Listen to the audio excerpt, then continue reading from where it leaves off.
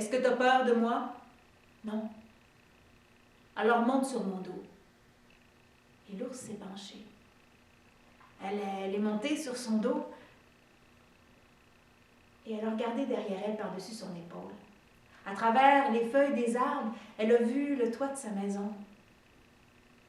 Et elle s'est mise à pleurer. Et à pleurer. Elle savait que sa famille allait lui manquer. Cramponne-toi bien, a dit l'ours. Et il s'est mis à courir.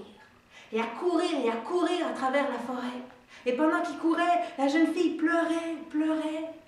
Et le soleil, lui, se levait tranquillement.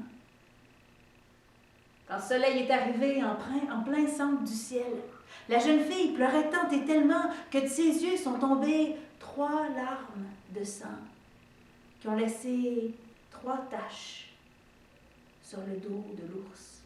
Il y avait à Constantinople 3 jeunes orphelines, nées du même père, mais non de la même mère. Elles habitaient une maison de 2 étages, où le bas servait d'atelier, et c'est là qu'elles tissaient le lin pour gagner leur vie. Elles étaient toutes 3 belles comme les lunes, mais Yasmine, la petite dernière, était la plus douce, la plus gracieuse et la plus adroite de ses mains. À elle seule, elle parvenait à tisser chaque jour le double de ses 2 sœurs réunies. Ouvrez les enfants, c'est votre mère. Je suis de retour. Le frère et la sœur se sont regardés. Leur mère a pris un si courte délai. Si vous êtes notre mère, montrez-nous votre main. Et la Yamoda a passé sa main poilue par la grille de la porte. La main de notre mère est douce et blanche, pas poilue. Vous êtes la Yamoda. Va-t'en! La Yamoda est partie pour retourner dans sa caverne. Elle a fouillé dans ses affaires. Elle a trouvé un rasoir. Elle a rasé ses bras, ses mains, puis les a saupoudrés avec de la farine de sarrasin. Elle est retournée à la porte. Les enfants, c'est votre mère. Je suis de retour. Ouvrez la porte. Si vous êtes notre mère, montrez-nous votre main. Et elle a passé sa main par la grille de la porte. Les enfants l'ont touché, c'était doux. C'était blanc, c'était comme leur mère. Mais la voix de la Yamoda, ça sonnait comme des bouilloires rouillés qui déballaient la montagne. Et puis la grand-mère a préparé un panier de chaussons à la viande. Et puis elle est partie, comme ça, à travers la montagne pour aller rejoindre ses petites filles. Mais le chemin à travers la montagne était long et ardu pour une vieille femme. Elle a marché longtemps. Marche la grand-mère, marche la mémère, elle avance droit devant, elle marche en chantant. Au bout d'un moment, elle s'est arrêtée pour se reposer. Il y a eu un bruit, ça venait des buissons. Un tigre a surgi devant elle, un tigre immense, un tigre aux dents acérées, un tigre à l'œil cruel. Tu vas où, mémé? Réponds-moi ou je te mange. Je vais au prochain village voir mes petites filles.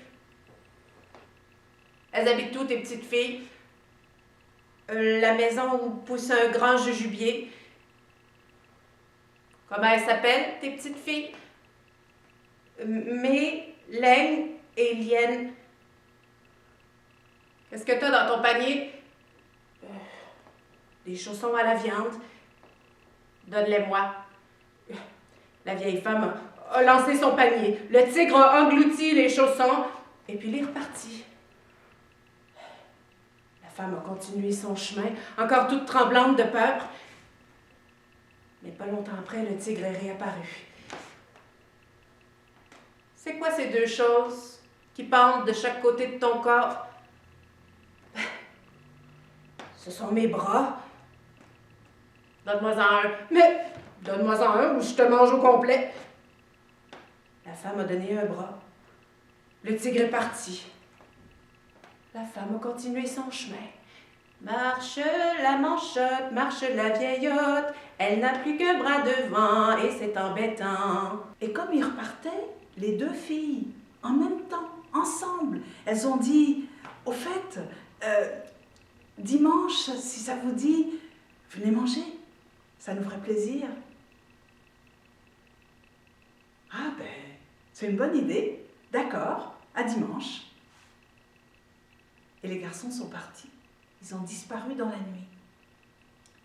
Les deux filles sont entrées dans la maison, se sont retrouvées devant leur paillasse. Elles sont tombées dedans et elles se sont endormies immédiatement. Le lendemain matin, quand elles se sont réveillées nez à nez, elles se sont regardées toutes les deux, elles ont rougi, elles se sont dit, mais qu'est-ce qu'on a fait? Mais qu'est-ce qu'on a dit? Ben, on a dit qu'on les invitait à venir manger avec nous. Ah oui, mais on n'a rien. On n'a rien à leur donner à manger. Il reste peut-être 3 oignons, 2 carottes. Qu'est-ce qu'on va faire? Et toutes les deux, elles se sont assises dans leur lit et puis elles ont regardé dans la pièce.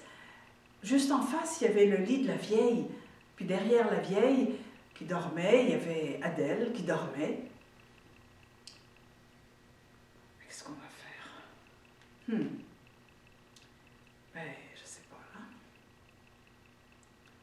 Je pense que j'ai une idée. Ah oui?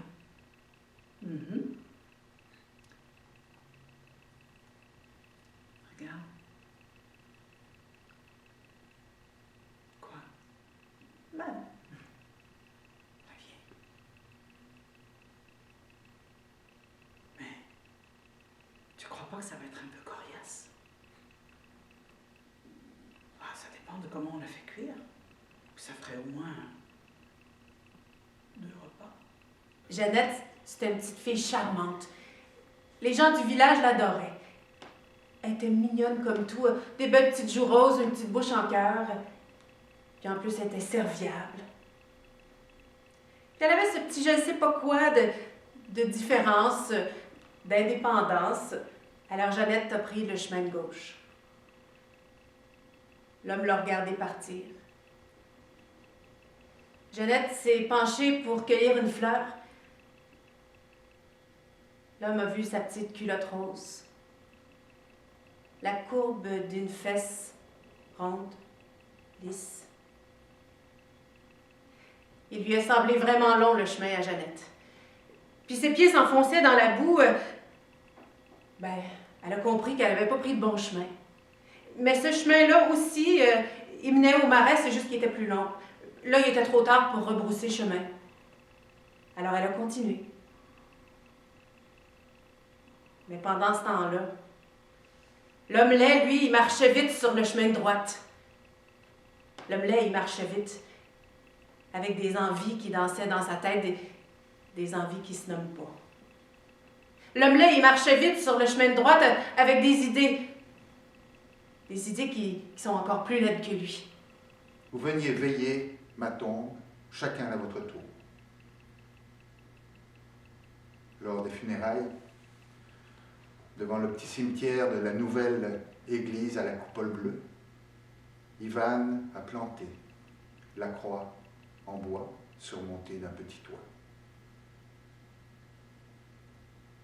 Et le soir, après le souper, Boris a regardé son frère, le petit.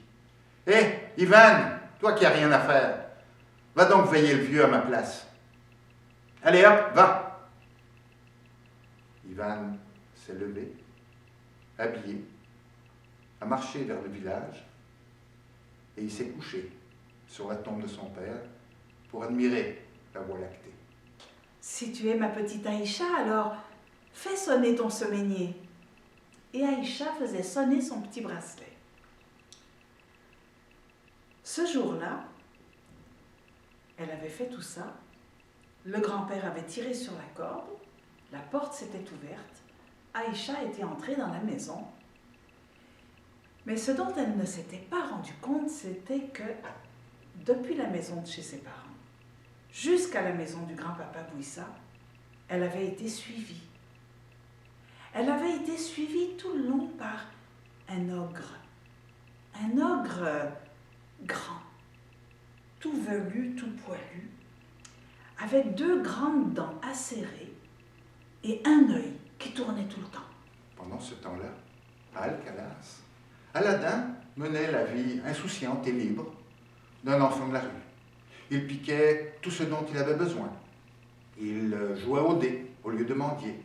Et quand il n'avait rien à faire, eh bien, il faisait la fête ou rien.